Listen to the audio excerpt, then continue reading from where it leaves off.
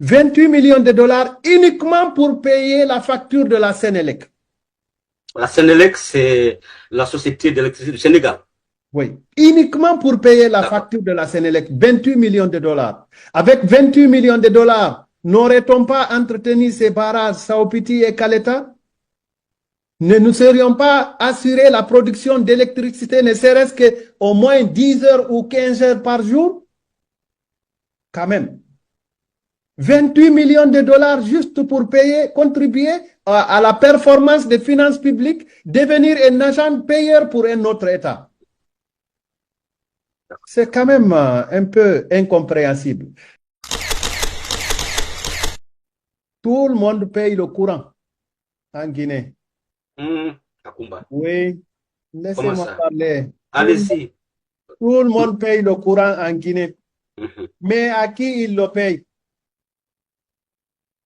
À qui il paye le courant? Personne ne peut avoir un branchement en Guinée sur le système EDG s'il n'a pas payé. Monsieur Aboubakar Kamara, sachez une chose, c'est que si EDG n'est pas performante, c'est dû aux ressources humaines que vous avez engagées ou qui ont été engagées avant que vous ne soyez là.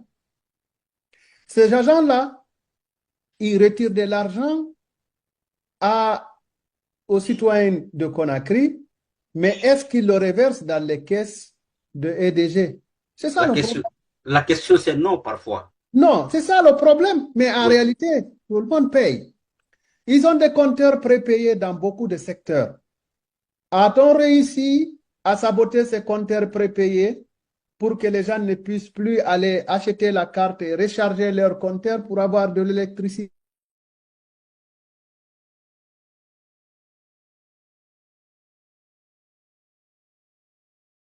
Pour saboter ces compteurs, il faut ces agents de EDG. Si cela est le cas, ça veut dire que les gens payent le courant, mais le paiement va où? Deuxième questionnement. La Banque mondiale a acheté des compteurs pour un projet d'expérimentation. Et le magasin où étaient installés ces compteurs a pris feu. Une enquête a été demandée pour déterminer les conditions. Où est le rapport d'enquête? Pourquoi les compteurs ont pris, pourquoi le magasin de compteurs a pris feu? Pourquoi EDG achète des compteurs avec des particuliers? Pour quelle raison? Pourquoi y a-t-il encore en Guinée des factures forfaitaires? Comment sont traitées ces factures forfaitaires pour ceux qui n'ont pas de compteur, par exemple? Qui endosse cet argent-là? Monsieur Camara, monsieur le ministre, les Guinéens payent le courant, mais à qui? Et si vous ne voyez pas le paiement de ce courant, c'est de la faute de qui? Vous en premier lieu, parce que c'est vous qui gérez les ressources humaines. Pourquoi ne pas mettre des conditions pour que ces gens-là ne puissent pas voler les revenus des EDG? Je pense qu'il faut arrêter d'incriminer les Guinéens et de faire d'eux les plus malhonnêtes de la planète, alors qu'ils sont les plus souffrants. Il suffit tout simplement de réfléchir et de mettre des politiques en place, des politiques publiques en place, pour pouvoir résoudre le problème. Et cela rejoint la position de M. Sékou Keïta qui parle de la bonne gouvernance. M. Baldé, le platine et le diamant coûtent cher. Hein?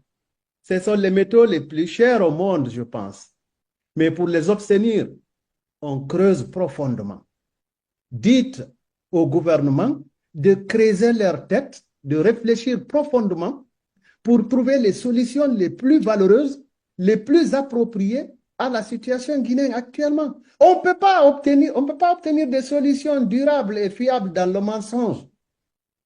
Alors tout ça, c'est pas normal. Et alors je conclus rapidement puisque j'ai été assez long et parfois même les auditeurs le disent. Monsieur Baldé, le problème de l'électricité guinéenne, depuis le départ de M. Alpha Condé, est un problème de la junte militaire. Le problème est dû aux mauvaises décisions de la junte militaire. On a parlé du bateau, mais il y a un aspect dont on n'a pas abordé. Est-ce que le gouvernement paye les factures de la SOGECA et de la SOGECA. De la SOGES et de la SOGECA.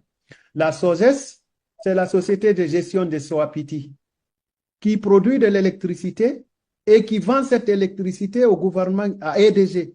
Et c'est le gouvernement guinéen qui a garanti la facture qui sera présentée à EDG. Est-ce que le gouvernement paye la facture de la SOGECA? J'ai appris que depuis l'éviction de M. Alpha Condé, la réponse c'est non. Est-ce que le gouvernement paye la facture de la SOGECA, la société de gestion de Caleta? J'ai appris que depuis l'éviction de M. Alpha Condé, c'est non.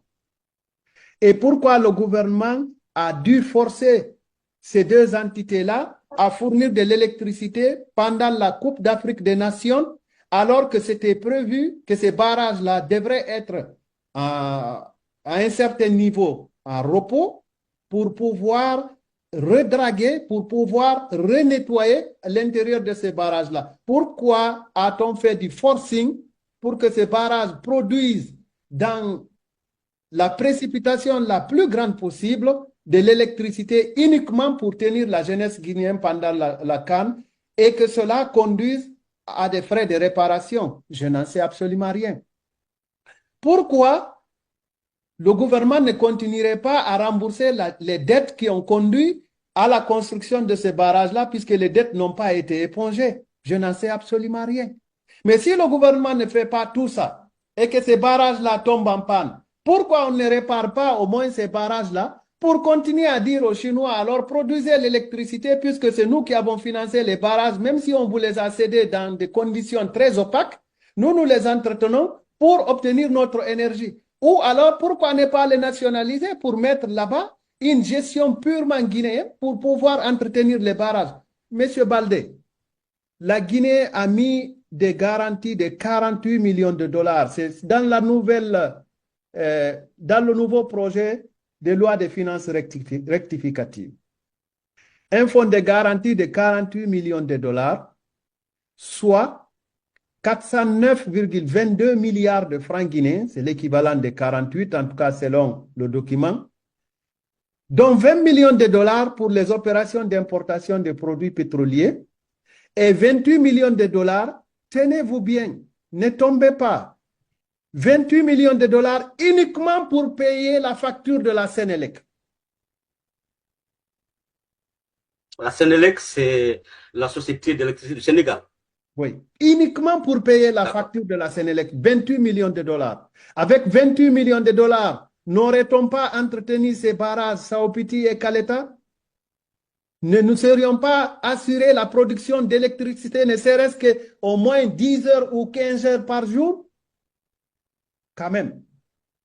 28 millions de dollars juste pour payer, contribuer à la performance des finances publiques, devenir un agent payeur pour un autre État. C'est quand même un peu incompréhensible.